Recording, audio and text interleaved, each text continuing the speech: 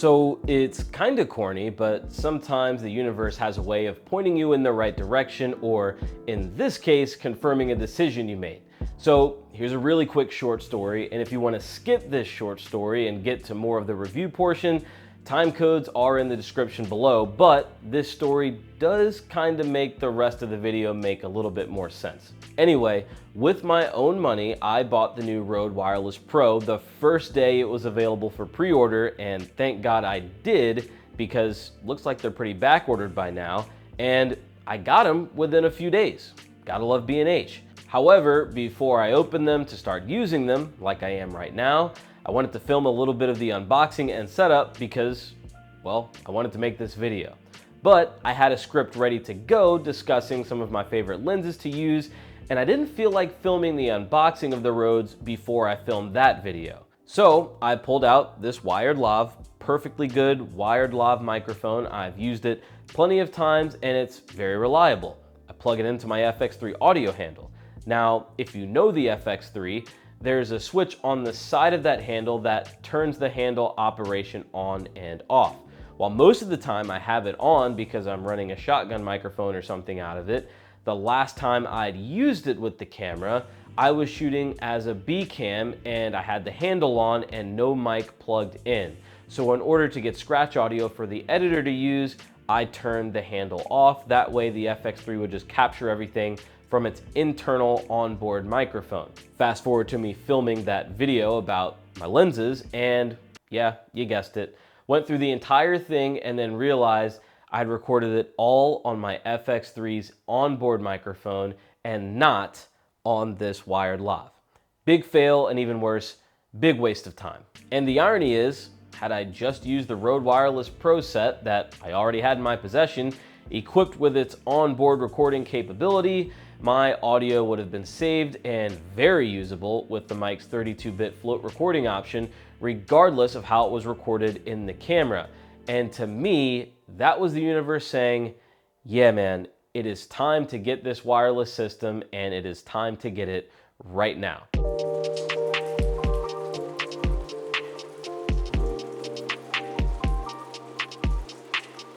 So count that as reason number one why I bought the Rode Wireless Pro.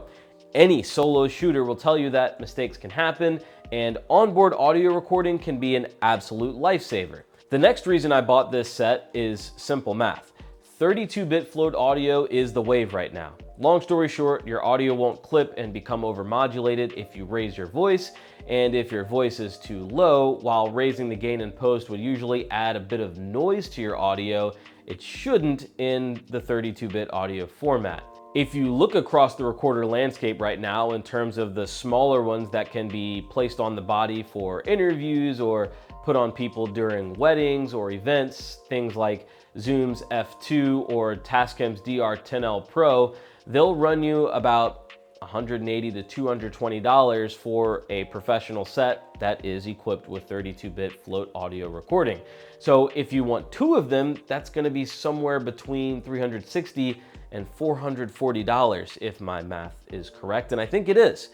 Well, right in the middle of that number, for $400, Rode sends you the transmitters, which act as recorders as well, the receiver, which takes the audio from the transmitter into your camera if you'd rather just have everything synced up in real time, plus lav mics with locking connectors, windscreens for outdoor use, magnets to help clip them in different places, and a charging case and accessory case. You can also use the transmitter and receivers to send time code to your cameras and help sync footage in post, though that's something I'm not even using just yet. And even not using that feature, it's still a really great bang for your buck, especially if you're a wedding filmmaker that's going to use this to record audio into camera and then have an excellent backup option recording into the transmitter. I've been rocking the original Rode Wireless Go as my daily driver for wireless work for quite a long time, and yes, it's held up well, but I've still found myself renting other microphones that I needed for events like DJI's wireless mic system and the Zoom F2. So yeah, I was overdue for a wireless upgrade, and ultimately, like many others would tell you, it's the 32-bit float option that puts this particular Rode system over the top and ahead of competitors like DJI and Hollyland's Lark Max. For a while, I thought I'd just go with a more traditional XLR wireless system from my next set. But for most interviews, I like to use my Sennheiser MKE 600 as a boom mic, or that wired lav I showed you earlier as pretty reliable options. In a pinch, I didn't mind using the Rode Wireless Go, but I did have a few instances of added noise or interference that turned me off of using them for higher end work. Specific to my setup, and maybe yours too, another reason the Rode Wireless Pro works so well for me is because of the way the FX3 can record audio. And it's similar on Sony's XLR K3M hot shoe attachment if you're using that on something like the A7S III or A7 IV or a more traditional mirrorless body that doesn't have an audio handle like the FX3 or FX30. There's a 3.5mm mic jack on the handle, similar on the hot shoe attachment, and using the dual transmitter system with these Rodes or the DJI wireless set and probably a few others, you can split the incoming audio into 2 channels. That means you have your 2 XLR inputs plus this jack that splits for up to 4 channels of audio recording. And obviously, if you're not using the XLR attachment or the FX3's audio handle, you can just plug these straight into your camera's 3.5mm input on the body and record 2 different audio channels there as well. Where it stands out compared to DJI's system to me is the 32-bit float audio recording, obviously, and the locking connector to make sure your mic doesn't come unplugged in a situation where you can't closely monitor it as you record. I think that's a key feature that earns the word Pro in the title Rode Wireless Pro. Rode's system is almost as intuitive as DJI's with a similar ease of use once you set everything up, and you can transfer the audio to your computer quite easily as well using Rode's app or through the Finder on Mac like you would with any other external storage. Now, I say almost as intuitive as DJI's system because that touchscreen that DJI features and being able to change a lot of settings there makes it really simple to use and get the hang of using as soon as you pull it out of the box. Rode's system isn't bad by any means, and it makes sense once you get used to it, but it'll probably take you just a hair longer to change some settings and navigate the menus on the receiver using its 2-button system. If you're connecting your Rode case to your computer, on the other hand, the Rode Central app is super simple to use and laid out really well. That's where you can set the transmitters to start recording automatically as soon as you remove them from the case by selecting that option in the Rode app, as well as change a number of other settings. Those include switching the transmitters from sending audio to the receiver on separate channels, merged together, or setting a safety option where they record at different levels to ensure at least one track doesn't come in too hot to use if you're taking the audio sent straight into the camera. But I will say, before using them at a wedding for the first time, my biggest concern was how easy it was to stop and start a recording on the transmitter even by mistake, like a groom reaching into their pocket where the transmitter is and accidentally pressing a button. By default, out of the box, all it takes is a single button push on the transmitter and it's stopping that recording. But this is why I do highly recommend diving into the settings by way of the Rode app on your computer. Along with the other changes I mentioned you could make, that's also where you can change how the buttons on your transmitter or receiver work. And this is what I found would likely serve you best in a must-have the audio kind of situation like a wedding. Out of the box, the receiver did not have a button map to start and stop the transmitter's recording, but within the Rode Central app, I was able to set the Rode button on the bottom of the receiver to start and stop recording. However, the issue remained. Even with the receiver now being used to start and stop, a simple press of the record button on the transmitter would still stop a recording. The only way to ensure that your recording is locked in and won't stop is to set your transmitters to always record. So that means as soon as you pull them out of the charging case, they're on and recording internally. With that setting active, even if I do press the stop or start recording button on the transmitter, it won't stop the recording. It will, however, start a new clip. So if this button does get pressed a lot, you will have a lot of individual clips to deal with in post.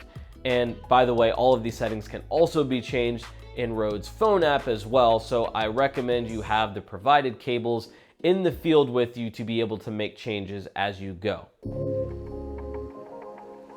As far as weddings go for me, personally, I like to put a recorder on the groom, usually something like the Zoom F2 that has 32-bit float audio, and I'll pick up the groom and probably the bride as well.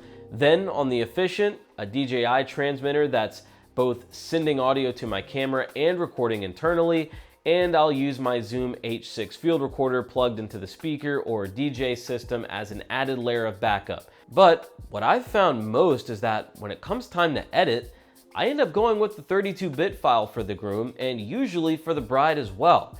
Then if necessary, I'll use the Zoom H6 recording, and last, if all else is subpar, I'll take the wireless signal sent straight into the camera by way of the DJI mic. And I would say that's overkill, right? Let me know in the comments if you think that's overkill. But that's just the way I like to work to make sure I have the cleanest audio possible and backups for my backups. Now to this point, I've probably used the words 32-bit float audio more than 100 times. It's obviously the headliner of this wireless system, but sometimes you don't want to have to go that route. Sometimes it's nice to just take the audio straight out of the camera with your video and go without needing to export anything from the transmitter and sync up that audio in your editor. And in that case, how does that 24-bit audio sound? Hey guys, Editor Chris here, and I think with a video like this, sometimes you need a little bit more explanation or a little bit more time to really solidify results. And at this point in the video, I was about to talk about how I thought the Rode Gain Assist, whether set to auto or dynamic, muddied up my audio just so slightly the first couple of times I used them. But then it dawned on me, the first few times I did use these, it was our set that we have at work. And in our work studio, which isn't very big, there's quite a bit of technology. And I'm talking TVs, sound bars, speakers, all kinds of different devices from laptops and speakers on top of speakers, all the tech you could think of because we review home theater audio things. On top of that, our A-roll setup is right in front of a wireless speaker and subwoofer. So there's a pretty good chance that whatever was muddying up my audio, or so I thought, was coming from some of the wireless devices or wireless interference that was going on in the studio. When I came home, I found it pretty difficult to replicate those same results. I tried Gain Assist in auto mode, Gain Assist in dynamic mode, and then Gain Assist off and adjust the settings myself. And yeah, it all came through really clean. So I don't think it was anything within the mic's processing like I originally thought it was. Oh, and if you want to hear the difference between the 32-bit float audio being recorded straight into the transmitter versus the audio being sent from the transmitter wirelessly to the camera, which is the Sony a7 IV using its 3.5mm jack, well, up until now, this editor's note has been using all 32-bit float audio. However, now we're going to use the wireless audio sent straight to the camera, and this is all unedited audio, so you get a really good listen to how everything sounds. In my opinion, there is a difference, but is it a big enough difference or a detrimental difference that you or the client or anyone on social media would notice? You can be the judge of that. And if you want to hear how that audio difference sounds once you have an edited video with music and everything around it, well, you can go to about the 639 mark in this video. Everything before that 639 mark, that was recorded with the wireless audio sent straight into my FX3 and the body of the FX3, not the audio handle. And then everything after that 639 mark, that was the 32-bit float audio coming from the transmitter using the lav mics provided with the Rode Wireless Pro.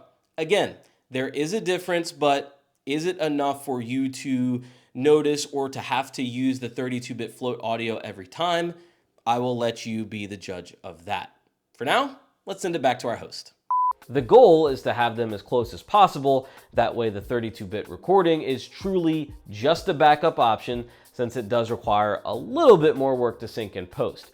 Now, the work is worth it, and I'll admit I probably use that audio file more than what's going straight into the camera just because I don't find it that hard to sync up in post. But that's not what everyone wants their workflow to be, and it's always a good thing to have more than one quality option to go with. There are a couple of things that I didn't get to test quite yet, one being time code, the other being line of sight distance for maintaining signal. Using them at a wedding recently, it maintained a very, very clean signal from all the way down the aisle, which, depending on how long the aisle is probably about as far away as I'd use these anyway. I give you this ring as a symbol of my love. And I also figured that if the transmitter could potentially be so far away that I risk losing signal, well, I should probably be using the 32-bit recording on the transmitter as a backup. That's like the biggest selling point to these, right? So to wrap up my thoughts on these so far, look, there are a growing amount of options when it comes to wireless audio. Even SmallRig and Neewer and a lot of other brands are getting in on the action, brands that have really not done too much with audio in the past. But I think Rode, who literally specializes in high-end audio production and microphones, needed to take the crown back as king. And for now they have, or at least they've raised the bar for whoever tries to take their next shot at topping these.